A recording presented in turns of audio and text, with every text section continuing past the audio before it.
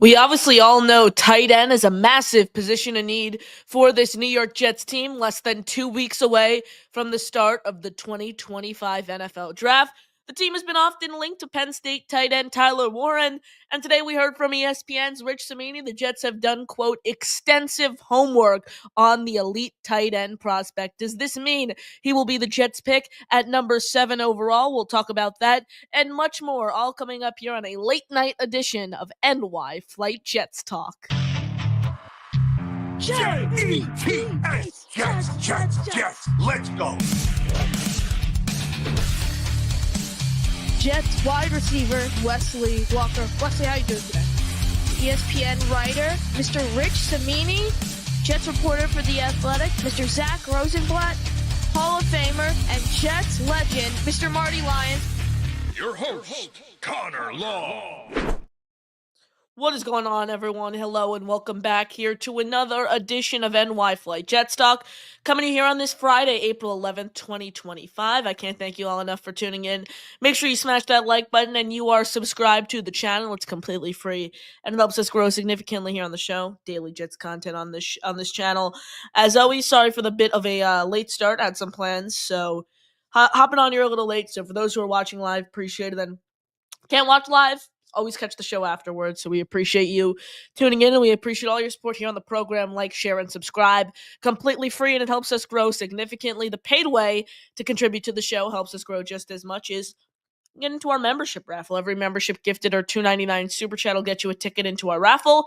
Prize we're giving away this month include a Don Maynard signed photo, Joe Klecko signed helmet, Joe Namath Super Bowl III replica ring, CJ Mosley signed jersey, a free item from our merch store, and a channel emoji. So make sure to get in on that if you haven't already. The more tickets you have, the higher chance you have to win a raffle prize. So we appreciate all your support here on the show. As always, if you have any questions, feel free to throw those in the chat. If you want to call into the show, you could do so with the pinned comment at the top of the chat.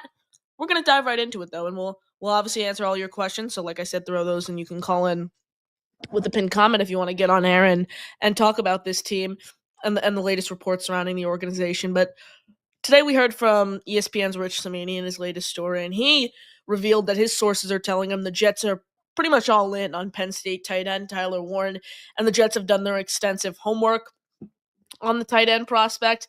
I mean, look, the Jets tight end, significant position of need for this team.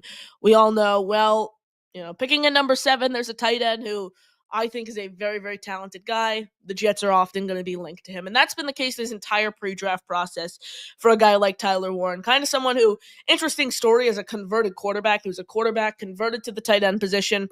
And it took him a little while to get in his step at the college level. He had a redshirt season in 2021. But now his 5th season this past year is when he really blew up and skyrocketed up draft boards. So what I have to say about Warren overall is he's someone I really, really like. I mean, I think Brock Bowers overall is a better prospect than Tyler Warren is. But, I mean, this draft class is just simply not last year's class. So if you look at the overall other options, him and Ted McMillan are really the two guys atop my board. And then obviously you guys know I love Ashton Genty in a trade Breece Hall scenario. Realistically, though, those are the two guys I'm all in on for this team. So, Warren, is he the greatest tight end prospect we've seen in forever? Definitely not. Is he a solid tight end who can be a reliable option for a guy like Justin Fields who always kind of needs that safety net? 1,000%. I mean, this is someone who has the frame to play inline. He could play wingback. He could play fullback. He could play literally anywhere you want him on the field. Big catch radius, very, very strong, great hands, great route runner, great receiver. I really, really like Tyler Warren. So that's where I am. That's where I am right now on Warren. This is tough because we heard a Membu report today as well from Tony Pauline. And it's Tony Pauline, so let's kind of take this with a grain of salt here, if you will. But we heard from Tony Pauline in his latest mock for Sportskeeda that apparently if Armand Membu isn't available when the Jets select at number 7, the Jets are going to look to trade down. That's interesting. I think this pick is literally, you could toss a coin, who it's going to be, between Membu or Warren. I think it's like 51% Membu, 49% Warren. I think announcing this early that Elijah Vera Tucker will be playing guard for your team tips the hand a little bit of, hey, we're going to try to draft Armand Membu. And I know a lot of people like Membu. I'm not the biggest Membu fan in the world. It's not a pick that I'd be, going crazy over on draft night, but it's not the pick I particularly want this team to make. I think Armand Membu's going to be the pick. I wouldn't hate it, but I think Tyler Warren is certainly in play for the Jets here at the number 7 overall pick. So I appreciate you all tuning in. Make sure you smash that like button and you are subscribed to the channel. Appreciate all your support. As always, any questions, throw them in the chat. Call into the show with the pinned comment. Mike These Nuts cuts the line with the 6-month member super chats. Is Jay in need in the raffle. I think you're saying you want to get in the raffle. Mike These Nuts, appreciate using your 6-month member super chat. Every $2.99 super chat or gifted membership will get you a raffle ticket. So you do one of those. So you super chat, $20. I'm making that up. Get however many raffle entries, and we do the math at the end. 20 memberships, 20 raffle entries. 1 membership, 1 raffle entry. So that's the way you can get into our membership raffle, Mike. We appreciate all your support. As always, here on the show, I know we have Nick T on hold, so we'll go to Nick in a little while. But let's go to the chat a little. Our guy Christopher comes in. He says, Connor, love you, buddy. Go Jets for life. JETS, Jets, Jets, Jets. Awesome content. Tyler Warren, etc. Christopher, appreciate you, my guy. As always, appreciate you supporting the show, and I appreciate you tuning in here on this Friday evening. Tyler Warren seems to be the fan favorite among the Jet fan base. He seems to be, while Armand Membu was the consensus favorite, I think everyone really, really likes Tyler Warren, which is funny because it's kind of the same debate we had last year with the Jets, right? Compared to Olu Fashanu and Brock Bowers. People say that, but at the same time, you're talking about a cornerstone left tackle compared to a right tackle who had a freakish combine, which had him climb up draft boards, and who I view as a generational tight end in Brock Bowers compared to a good tight end in Tyler Warren. So that's how I kind of decipher the debates there and view the difference. But Tyler Warren, Armand Membu, Ted McMillan, 3 guys I would not hate with the number 7 overall pick. Zachary comes in, says, can you tell which reports are smoke or real? Because the Jets front office is making it, for once, hard to tell. Who knows, Zachary?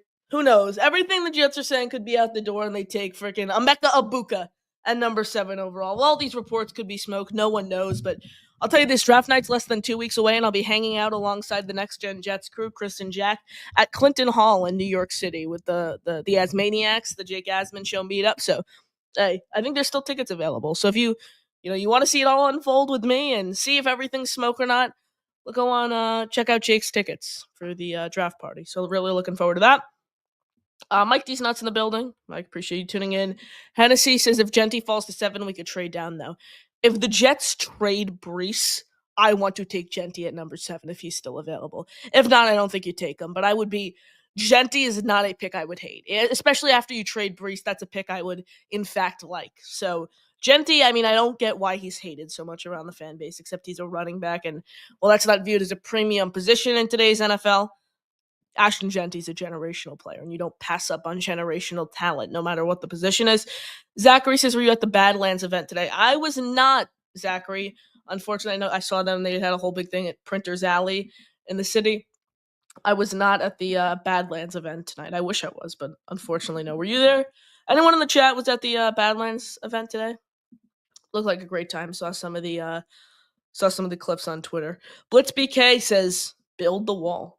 I get that 1000%, but I would rather have the premier tight end, who I view as the Tyler Warren in this scenario, than get the right tackle when you already have a right tackle in the top 10 when you already have a solid offensive line, rather than you get the elite playmaker, boom, and then you get someone who maybe isn't up to the Armand Membu caliber and Anthony Belton, Ozzie Trapillo type guy, but you're using a day 2, day 3 pick on them. That's the way I kind of view this situation. Mvelet says Warder. Well, Mvelet, 2 things. I don't think any of those guys will be on the board by the time the Jets pick, and Ian Rappaport said yesterday the team is not taking a quarterback. So I think we can kind of kiss those wishes goodbye. I think both of those players are okay quarterbacks. I think Ward is a good quarterback. I think Sanders is a round 2 caliber quarterback. I don't want this team to draft a quarterback when there are other premier players available. I don't want them to use a pick on a quarterback. So that's where I am on all your questions, guys. Keep them coming in. We'll get to the rest of those. Smash the like, hit subscribe, super chats, memberships also go a long way. Get you raffle entries. If you want to call into the show, you can do so with the pinned comment at the top of the chat. And we'll go back to your questions in a little while, but let's head over the phone lines. Our guy Nick T is up first here on the show. Hey, what's up, Connor? Good. Hey, buddy. Good. You're a little loud. I'm going to try to lower that. Let's see. Try talking now. Better? Yeah, a lot better. I just lowered it in StreamYard. Might be on my end. On my end. But No problem. no, all good. Yeah, no, dude, congrats. Looking forward to your draft party. Congrats on Appreciate all it. that stuff. Yeah, I'm Great just stuff, dude. hanging out with the Jake Asman crew. So will you be there? I will not be. No, we have some other plans that night, Okay. unfortunately. But dude, honestly, like it's great to see you, grow in this channel. It's Appreciate it. amazing, dude. Thank you so Um, much. some great stuff. Uh, yeah. So let's talk draft. So I like Membu. I think Membu's the guy at 7. I think you tend like reluctantly. I think hearing you speak, I think you reluctantly agree with the majority here on Membu. Like you say, like, oh, I accept it, and like that's kind of what I I think. wouldn't hate it. Like if the Jets take Mason Graham, I would be upset. If To me, they take that's Will you Campbell, accepting I'd be it. upset. Yeah, no, me I'm too. like I don't think he's if that they great, take but Tyler Warren or Ted McMillan, I'm gonna be let's freaking go. If they trade Brees Hall and take Ashton Genty, I'm gonna be like let's freaking go. If they take Armand Membu, I'm not gonna throw the remote like I would at like a Mason Graham, Shamar Stewart pick, but I just sit there and be like, all right, so are you? But you see, so there's a couple names that you mentioned that like you get excited about it. Are you excited because it's skill position players? no, Like, not at all. It has nothing to do with that. so to me, like I get, like I've seen the reels. Like Tyler Warren, I think people get a little overly excited about Tyler Warren based off last 100%. year with Brock Bowers, I'm sure you mentioned this like before, like, and that's the point. It's like I don't think, and we've talked about this before on your show, like the reality of it is there's only a certain amount of plays you have offensively in the game, whether it's 50 regardless. So we're looking at Garrett Wilson is a legitimate number 1 receiver. I think everyone as a Jet fan agrees that he's a number 1 wide receiver. So you're giving him 10 at max in a losing game, 15 targets a game. So if you're going to use a first round pick, a top 10 pick on a tight end, especially, you're using it on a secondary weapon. And that's what I have a problem with is you're using it on a minimal, like a secondary part of the game. And to me, that's why I want Membu is his effect on the game and playing him at right tackle and fixing the offensive line will affect the majority of the offensive plays, right? Like more plays than not than Warren would, than McMillan would, than any other skill position, than J&T would. And that's my whole point. And I don't like J&T at all. I think How? I get this bust feeling about him. I think college football playoff, like he should have, if he's such a great player, lead my team to at least a college football playoff win. Like I don't think he's I mean, he was with Boise State. I mean, there's not much. Boise State. Yeah, but Boise State, like again, I'm a little older than you. Boise State used to get to the college football play like close to the Final Four, or whatever it was. Like, When's the last time they have though? Like yeah, in recent but they memory. have the old teams They did. have before. Correct. Kellen, A running Kellen back. Moore. A Kellen running back Moore, cannot Connor. lead a team to a college football playoffs when you have no offense around him or any defense whatsoever. I mean, the guy was averaging 7 yards per carry with no offensive line. But you're making my point for me, Connor, because if he has no offensive line, he's going to be ineffective regardless, and that's the point of not using a first round. How is he ineffective? He averaged 7 yards per carry. If you don't have an terrible offensive line. If you don't have an offensive line in any league to block for you, you're not going to get this. College is different than the NFL. We can all agree that. If you don't have an offensive line, you're not going to get 4, 6. In college, you can get 4 yards per carry much easier than you can in the NFL. Do you agree? 100%. Here's what I'll say about Membu, though. The reason I don't want him, and you can get a tackle in Ozzie Trapillo, Anthony Belton, one of these later round guys who might not be as great as Membu, but will be near his production, and you'll be using a day 2, day 3 pick. Armand Membu was regarded as a second-round pick before he took off to Indianapolis. And you see all these crazy testing numbers. Oh my God, he looked great in his underwear. He ran a great 40-yard dash, had a crazy RAS score. Take him in the top 5. That's what we're hearing. A lot of the Armand Membu buzz, which concerns me, is it does not come from his direct play on a football field. Was he a solid player for Missouri last season? Without a doubt. I think he's a solid offensive lineman. He should not be getting top 10 buzz, though. He's a second-round pick. Armand Membu's a second-round pick. And the way I view it is you can get a right tackle to fill that void who maybe isn't going to have, the bit as big of a presence as Armand Membu is on that right side. Again, I value left tackle far more than I do right tackle, Agreed. especially when you have a righty quarterback. That's the way I view it. And compared to Tyler Warren, I think you draft Tyler Warren, he's the biggest game changer among anyone in this draft, in my eyes. I think he's someone who's going to be able to receive for you. You refine his blocking technique. He's going to be a really, really solid blocker for you. He's a do-it-all type player for you. You can plug and play with him across the offense. I really like him. And I think Ted McMillan is going to have a really, really solid career in this league. The Jets still need that bigger body to play opposite Garrett Wilson. I think Ted would provide that for the Jets 1,000%. I think you can get a right tackle in one of the later rounds. Like a perfect example, Nick, is Jordan Mailata, 7th-round pick from the Eagles. I'm not saying Right. take an offensive tackle in the 7th round and expect he's going to be the next great thing for this organization. Allocate a third, or even I would be okay with it even in the second, Nick. My dream scenario is like Tyler Warren in the 1st round, and then you get a Josh Connerly or Ariante Ursary type guy in the second. Because then I really don't think the overall production drop off is that steep from an Armand Membu to an Ariante Ursary or a Josh Connerly. You get the playmaking tight end in the 1st round, and then you shore up that right tackle need in the second. So, no, it's fair points, but to me, I think it's the offensive line. We talked about this before. Like, it's a unit, and if you can have the piece that completes the unit, that's what matters the most. It's the most influential part of the game, offensive and defensive line. It's a unit. They work together, and that's what matters most to me. And the other point is that, again, tight ends in the NFL, the most elite tight ends, half of them, or more than half of them, were not taken in the 1st round. It's Aaron Glenn doesn't value premium positions though. Like what you're I get that 1,000%.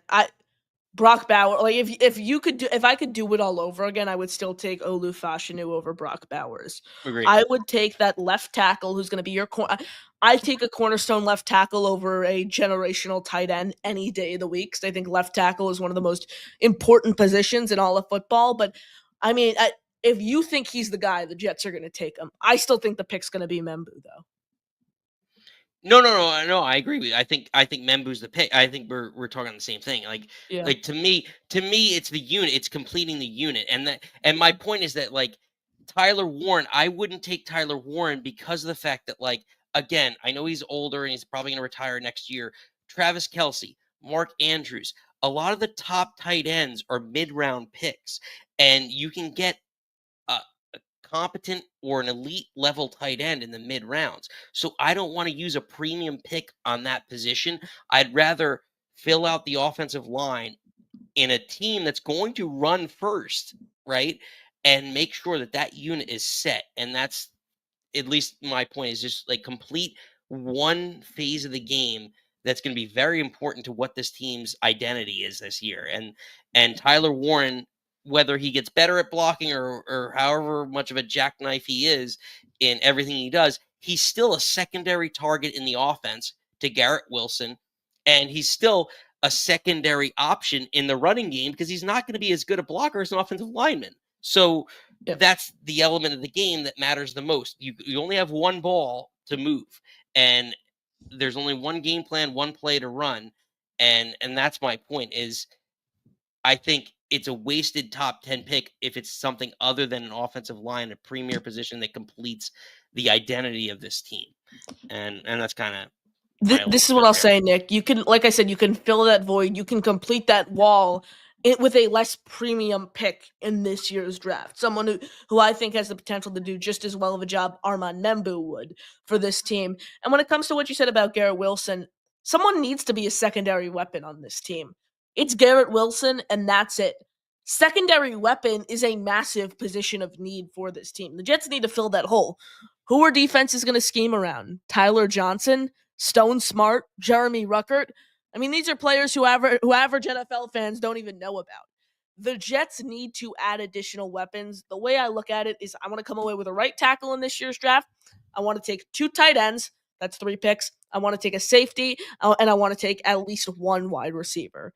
Those are and 1 big defensive lineman and one of the later that's what are your thoughts on Mason Graham? I wanna get your thoughts on Mason Graham as a fit for the Jets. I like him a lot. If he's there at 7, I'd consider him for Mm. sure. Like if it's him and Membu, I'd have a tough decision to make because I think, yeah, like to your point, like either or, like both positions in the second round, you could arguably get the top 3 or 5 best at that position. So if at 7 he's there, I wouldn't be upset if they take him because you're solidifying one element of the line. Same thing.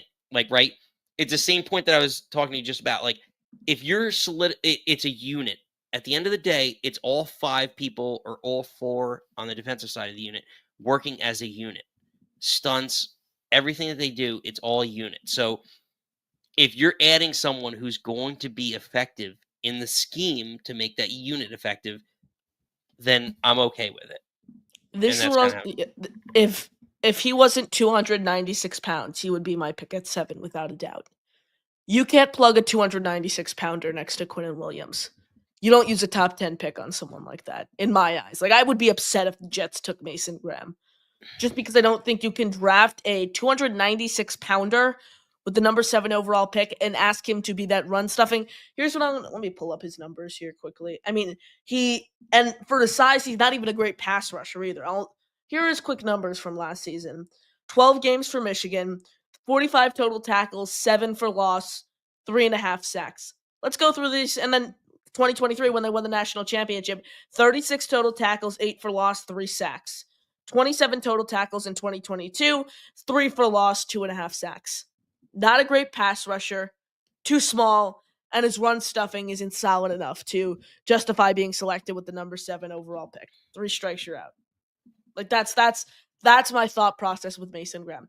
Another way I could see the Jets addressing 2 needs is maybe you go Membu in the first round, and then you solidify your other need on the trenches, and you get a guy like Tyleek Williams, someone I would absolutely love. 331 pounder, use a second round pick on. He's going to force fumbles for you, going to provide you value as a pass rusher, and at the same time, he's going to be that big body presence next to Quinnen Williams. That's my main thing here.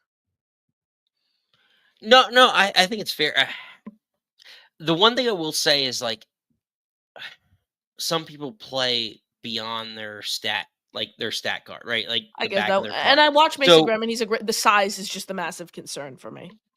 right, no, which is fair. Like, but again, some people like I wouldn't think certain people play better than they are to their size. Like, and there is something to like a lot of people talk about this. Like, I remember like covering high school sports, like wrestlers, right? Like in the offensive line, like they use high school wrestlers were great at offensive line. It was the same thing because they used to use wrestling as a technique to get low on the opponent. And like something that there could be an advantage to that, right? Right. Like height, like people talk about centers in the NFL and like Pittman is a great example. Like he's too tall to do the tush push. Like I've heard people say that, right?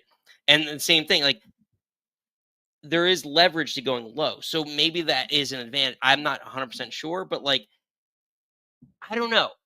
What I've seen on him, he's a very effective player.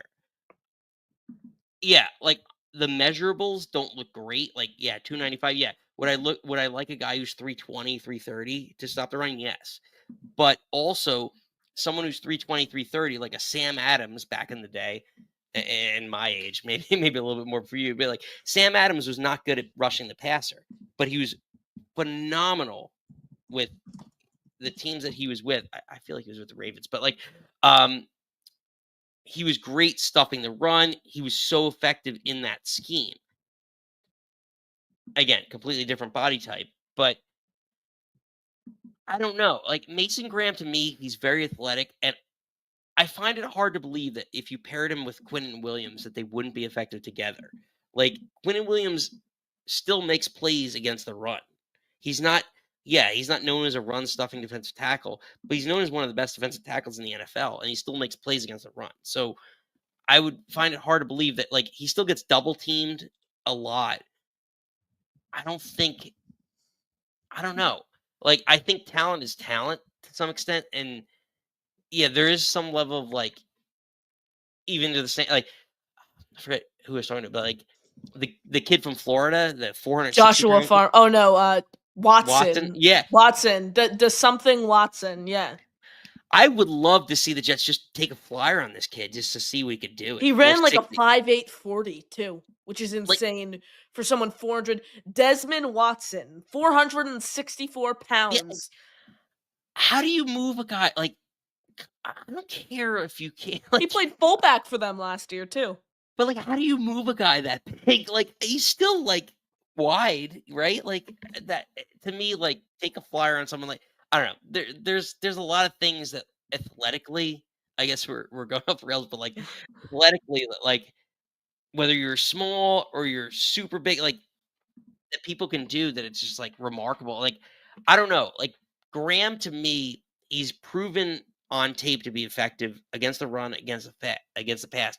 Yeah, he's 295. He's undersized in a prototypical NFL system, but I'd find it hard to believe if you pair him next to Quinn Williams, and especially with the defensive line that we have, that as a unit they wouldn't be effective together.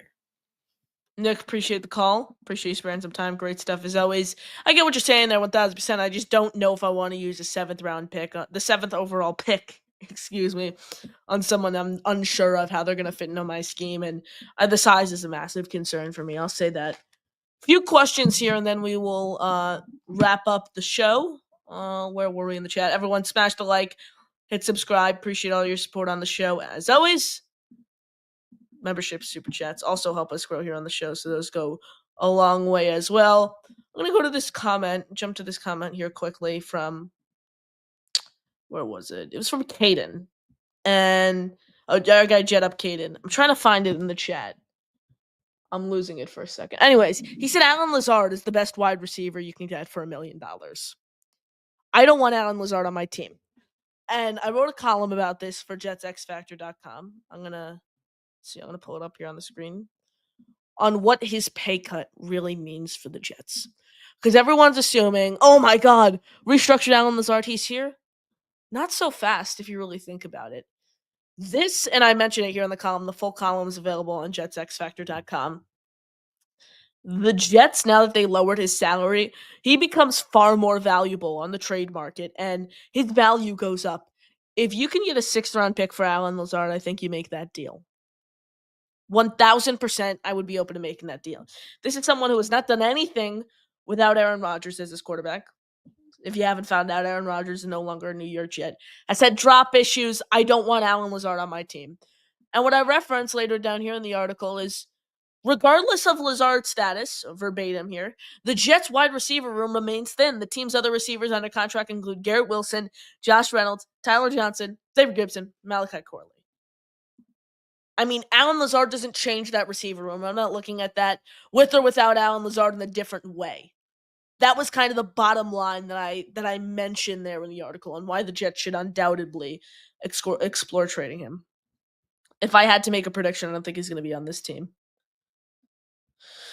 Joe says, how big was Aaron Donald as a DT? I think it was like 6'1", 280 something, 280, 285. But here's the thing, Aaron Donald didn't have someone who was that same prototypical build next to him, and he was a technique fit for Los Angeles. That's where I am, 1000%. So I mean, Aaron Donald was great, 1000%, but he didn't have someone the same height and weight playing next to him, and who wasn't a technique fit. Let's see, where are we gonna go here in the chat? Blitz defending member says we also have AVT and Simpson as free agent. I think both those guys are coming back. I really do, and I stand at my point of I would rather take the playmaker who could provide you value as a blocker. He's going to be a big pass catcher for you. That is the guy I'd go after rather than the right tackle. When you have forfeits to your offensive line in place and you all have solid players and you can fill that void in one of the later rounds. That's my thought process there, and that's the route I would take. So that's why I'm really leaning far more towards the tight end in Tyler Warren, the weapon in Ted McMillan, than the right tackle in Armand Mimbu. We'll end with this one from Blitz. Quick little 30 minutes since it's a late night show. I got to get to sleep. Blitz says you can find a tight end in the second round. If you're not going to draft a tight end in the first round, I don't want it to come to one of the later rounds. I just wrote a column about this for JetX April 10th, so it came out yesterday. These are the 3 tight ends I like in the late rounds. Oronde Gadsden, a converted receiver who could be a 5th, 7th round guy for you. Again, check this out, jetsxfactor.com. Number 2, Gunnar Helm from Texas. Needs to improve his blocking, but a great receiving threat for your football team. And number 1, a do-it-all guy is going to break receiving records for you. Can line up anywhere on the field. Someone who can develop into a solid blocker for your team would be a great 3rd-round pick, Harold Fannin Jr. So if you want to go the late round tight end route, I would be open to all 3 of those guys without a doubt. I just want the pick to be Tyler Warren, and I think if I had to make a prediction today, it's Armand Membu, like I referenced earlier. Appreciate you all tuning in, though. Make sure you smash the like, hit subscribe.